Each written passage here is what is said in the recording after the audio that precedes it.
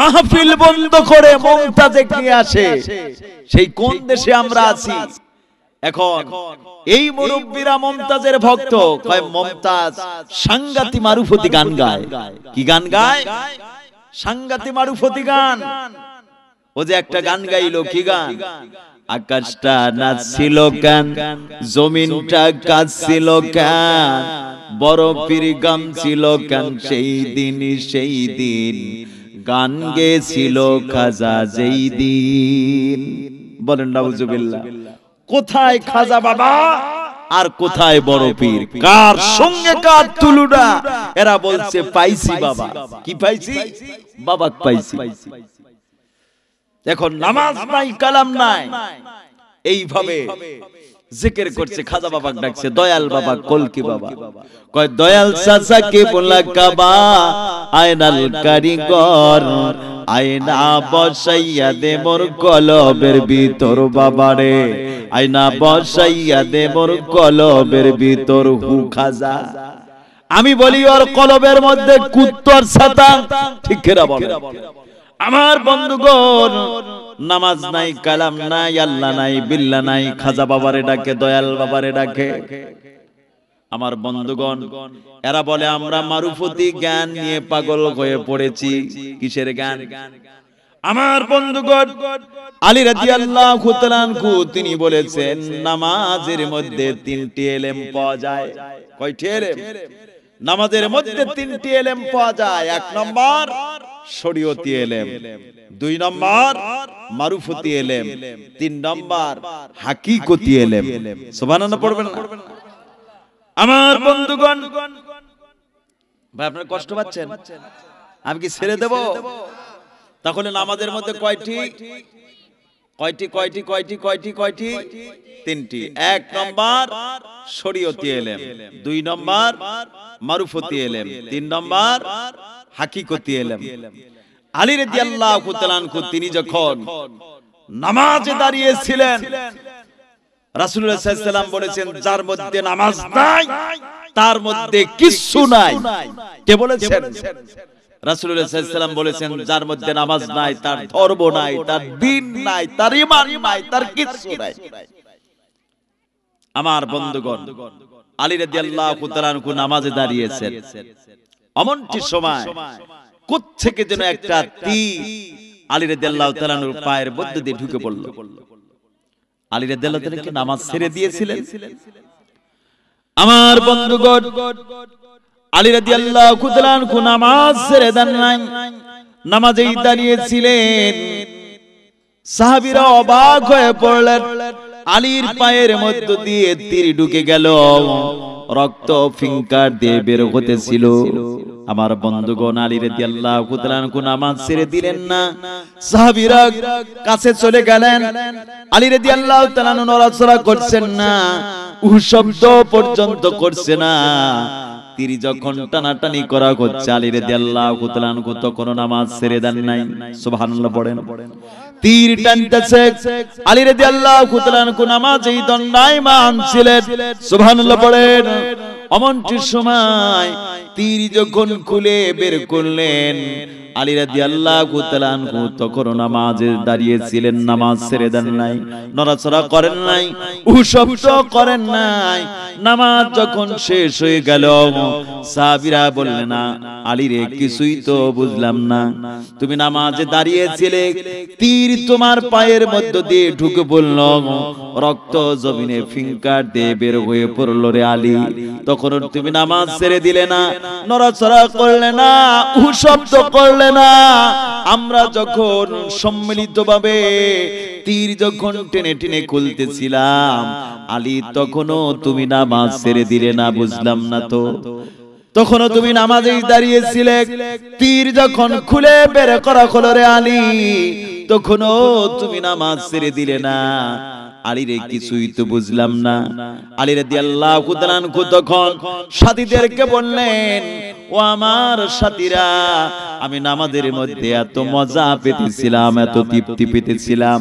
আমার বন্ধুগণ, তীর যখন আমার পায়ের মধ্য দিয়ে ঢুকে পড়ল, তখন আমার অন্তরাত্মা মসজিদে হারামের দিকে গমন করেছিল। সুবহানাল্লাহ পড়ে। আমার বন্ধুগণ, তীর যখন তোমরা টানাটানি করতেছিলে তখন আমার অন্তরাত্মা মসজিদে আকসার দিকে গমন করেছিল। শুধু তাই নয়, তীর যখন তোমরা খুলে ফেলেছিলে তখন আমার অন্তরাত্মা আরশে আজিমে গমন করেছিল। বলেন সুবহানাল্লাহ। আমার বন্ধুগণ, সূরাতুল বানী ইসরাইলের মধ্যে মসজিদে হারাম আর মসজিদে আকসার কথা আছে কিনা? কথা বলেন আছে কিনা? এই পৃথিবীতে শ্রেষ্ঠতম জায়গা হলো মসজিদে হারাম আর মসজিদে আকসা। সুবহানাল্লাহ বলেন। আমার বন্ধুগণ, এইভাবে করে আলী রাদিয়াল্লাহু তাআলা আনহু নামাজের জবাব দিয়ে দিলেন। এমনটি সময় আলী রাদিয়াল্লাহু তাআলা আনহু বললেন, ও সাথীরা, তোমরা জেনে রাখো যে ব্যক্তি নামাজ পড়বে আল্লাহ রাব্বুল আলামিন তাকে শরীয়তি সব ইলমগুলো দান করে দিবে। যে ব্যক্তি 5 ওয়াক্ত নামাজ পড়বে আল্লাহ রাব্বুল আলামিন তাকে মারুফতি ইলম দান করবে। আর যেই ব্যক্তি নামাজ আদায় করবে আল্লাহ রাব্বুল আলামিন তাকে হাকিকতি জ্ঞান দান করবে। আমার বন্ধুগণ, যেহেতু মসজিদের মাহফিল এই পৃথিবীতে শ্রেষ্ঠতম জায়গা কোনটি? কথা বলে। এই পৃথিবীতে সর্বপ্রথম ঘর হলো বাইতুল্লাহ, মসজিদে হারাম। ইন্না আউওয়ালা বাইতিন উদিয়া লিন্নাস। এই পৃথিবীতে সর্বপ্রথম ঘর হলো খানায়ে কাবা। সুবহানাল্লাহ পড়েন। আমার বন্ধুগণ, আমার নবীজি একদিন আবু আইয়ুব আনসারীর বাড়িতে বেড়াতে আসলেন। আবু আইয়ুব নবীজিকে পেয়ে এত ধন্য হয়ে পড়লেন। আমার নবীজিকে কোথায় কোথায় বসাবে, কি দিয়ে আপ্যায়ন করবে, আবু আইয়ুব আনসারী এত উদ্বাস্ত হয়ে পড়লেন, ধন্য হয়ে পড়লেন। আবু আইয়ুব আনসারী স্ত্রীকে ডেকে বলছে, স্ত্রী রে, রাসূলের কদম মোবারক আমার বাড়িতে পড়েছে, রাসূলের জন্য তুমি ভালো ভালো খাবারগুলো তৈরি করবে। আমার নবীজি কিন্তু ছাগলের গোশত খেতে পছন্দ করতেন। বলেন সুবহানাল্লাহ। আমার বন্ধুগণ, নবীজির জন্য একটা ছাগল জবাই করে দেওয়া হলো। স্ত্রীকে ডেকে বলছে, স্ত্রী রে, ছাগলের গোশতগুলো তুমি রাসূলের জন্য সুন্দর করে ভালো ভালো করে তুমি রান্না করবে। আমার বন্ধুগণ, নবীজির গোশতগুলো ভুনা করা হলো, রুটি পাকানো হলো।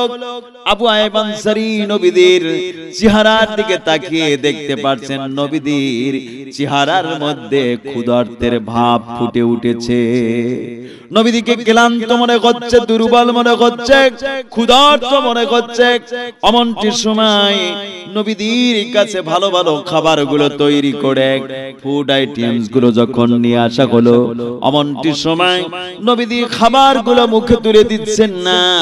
নবীজি খাবারের দিকে তাকিয়ে আছে আর রাসূলের চোখ দিয়ে শুধু টস টস করে পানি পড়তেছে। নবীজি খাবার খাচ্ছেন না, এমন ব্যথিত চিন্তিত অবস্থায় আছেন। আবু আইয়ুব আনসারী হতভম্ব হয়ে গেলেন। না জানি নবীজির কোন বেয়াদবি, আমার কোন বেয়াদবি নবীজির চোখে ধরা পড়েছে, যার কারণে নবীজি কষ্ট পাচ্ছেন, খাবারগুলো মুখে তুলে দিচ্ছেন না। এমনটি সময় আবু আইয়ুব আনসারী নবীজিকে বলছেন, ইয়া রাসূলুল্লাহ, ইয়া হাবিবাল্লাহ, আপনাকে তো ক্ষুধার্ত মনে হচ্ছে, কিন্তু আমি আপনার কাছে এত ভালো ভালো খাবারগুলো নিয়ে আসলাম। ইয়া রাসূলুল্লাহ, কেন আপনি খাবারগুলো খাচ্ছেন না? না জানি কোন বেয়াদবি আপনার চোখে ধরা পড়েছে। ইয়া রাসূলুল্লাহ, আমার গোশতকে maaf করে দেন, আমার বেয়াদবি maaf করে দেন, আমারে maaf করে দেন, আপনি খাবারগুলো মুখে তুলে দেন। নবীজি তখন আবু আইয়ুব আনসারীকে বলছে, আবু আইয়ুব আনসারী, আমি তোমার প্রতি অত্যন্ত খুশি হয়ে পড়েছি, আমি তোমার উপর গোসা হই নাই, তুমি আমার জন্য এত আপ্যায়ন করেছো, এত কষ্ট করেছো, রান্না করেছো, আমি কি তোমার উপর কোন রকম রাগান্বিত হতে পারি? আবু আইয়ুব আনসারী তখন বলছে, ইয়া রাসূলুল্লাহ, তাহলে কেন আপনি খাবারগুলো মুখে তুলে দিচ্ছেন না, এর কারণটা কি? আপনি কেন আপনার চোখ দিয়ে পানি ঝরছে? আপনার মনের মধ্যে কি দুঃখ, কষ্ট, কি বেদনা আমাদের কাছে কি বলা যাবে না? আমার বন্ধুগণ, নবীজি তখন আবু আইয়ুব আনসারীকে বলছেন, ও সাহাবীরা রে, তোমরা আমার জন্য কত ভালো ভালো খাবারগুলো তৈরি করেছো রে, কিন্তু জেনে রাখো আমি কেমনে খাবারগুলো আমার মুখে তুলে দেই, এই মুহূর্তে আমার কলিজার টুকরা ফাতেমার কথা মনে পড়ে যায়। ফাতেমার বাড়িতে আজ একদিন নয়, 2 দিন নয়, আজ 3টি দিন গত হয়ে গেল, ফাতেমার বাড়িতে চুলায় কোনদিন আগুন জ্বলায় নাই। বন্ধুগণ আমার, নবীজি বলছে, ও আবু আইয়ুব আনসারী, আমি খাবারগুলো কেমনে আমার মুখে তুলে দেই? বন্ধুগণ আমার, আবু আইয়ুব আনসারীর সঙ্গে সঙ্গে নবীজিকে বলছি, ইয়া রাসূলুল্লাহ, ইয়া হাবিবাল্লাহ, আপনি কোনো চিন্তা করবেন না, এই মুহূর্তে আমি খাবারগুলো প্যাকেট করে ফাতেমার বাড়িতে পৌঁছে দিয়ে আসছি। আবু আইয়ুব আনসারী ফাতেমার বাড়িতে খাবার পৌঁছে দিলেন। আমার নবীজি সাহাবাদেরকে সঙ্গে নিয়ে খাবারগুলো খেতে শুরু করলেন। খাবার খাওয়া শেষ হয়ে গেল। কিছুক্ষণ পরে হাদিসের মধ্যে এসেছে, আসরের নামাজে রক্ত চলে আসলো। আমার নবীজি সাহাবাদেরকে সঙ্গে নিয়ে আবু আইয়ুব আনসারীর বাড়িতে আসরের নামাজ আদায় করলেন। আমার বন্ধুগণ, নামাজ যখন শেষ করলেন, সাহাবীরা নবীজিকে প্রশ্ন করছেন, ইয়া রাসূলুল্লাহ, ইয়া হাবিবাল্লাহ, এই পৃথিবীতে শ্রেষ্ঠতম জায়গা কোনটি? আমার নবীজি তখন বললেন, ও সাহাবীরা, তোমরা ভালো করে জেনে নাও, ভালো করে শুনে নাও, এই পৃথিবীতে শ্রেষ্ঠতম জায়গা হলো মসজিদে হারাম। সুবহানাল্লাহ পড়েন। আমার নবীকে আবার প্রশ্ন করা হলো, ইয়া রাসূলুল্লাহ, ইয়া হাবিবাল্লাহ, এরপরের শ্রেষ্ঠতম জায়গা কোনটি? আমার নবী তখন বললেন, ও সাহাবীরা, জেনে রাখো, এর পরের শ্রেষ্ঠতম জায়গা হলো মসজিদে আকসা। এই দুটি মসজিদের নাম সূরাতুল বানি ইসরাইলের সর্বপ্রথমে আল্লাহ রাব্বুল আলামিন কোট করে রেখেছেন। সুবহানাল্লাহ পড়েন। সুবহানাল্লাযী আসরা বিআবদিহি লাইলাম মিনাল মাসজিদিল হারামি ইলাল মাসজিদিল আকসা। বলেন আল্লাহু আকবার। জোরে বলেন আল্লাহু আকবার। সাহাবীরা নবীকে বললেন, ইয়া রাসূলুল্লাহ, মসজিদে হারামে নামাজ পড়লে কত সওয়াব পাওয়া যায়? আমার নবীজি বললেন, ও সাহাবীরা, মসজিদে হারামে নামাজ পড়লে 1 লক্ষ সওয়াব তার আমলনামায় লিখে দেওয়া হয়। সাহাবীরা আবার প্রশ্ন করলেন, ইয়া রাসূলুল্লাহ, মসজিদে আকসায় নামাজ পড়লে কত সওয়াব পাওয়া যায়? আমার নবীজি বললেন, ও সাহাবীরা, মসজিদে আকসায় নামাজ পড়লে 50,000 সওয়াব তাদের আমলনামায় লিখে দেওয়া হয়। সুবহানাল্লাহ পড়বেন না?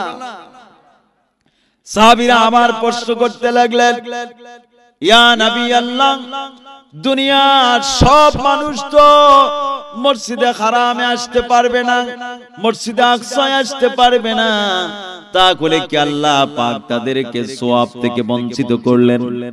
আমার নবীজি বললেন, ও সাহাবীরা, তোমরা কি কোরআন পড়ো নাই? তোমরা কি হাদিস শোনো নাই?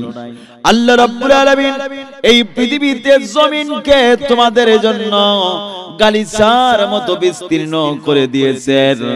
এই পৃথিবীর যেই প্রান্তে তোমরা মসজিদ বানাবে, আর মসজিদে গিয়ে যখন তোমরা নামাজ পড়বে, মসজিদে হারাম আর মসজিদে আকসায় নামাজ পড়লে যে সওয়াবগুলো পাওয়া যায়, অনুরূপ ভাবে তোমাদের আমলনামায় সেই সমপরিমাণ সওয়াবগুলো লিখে দেওয়া হয়।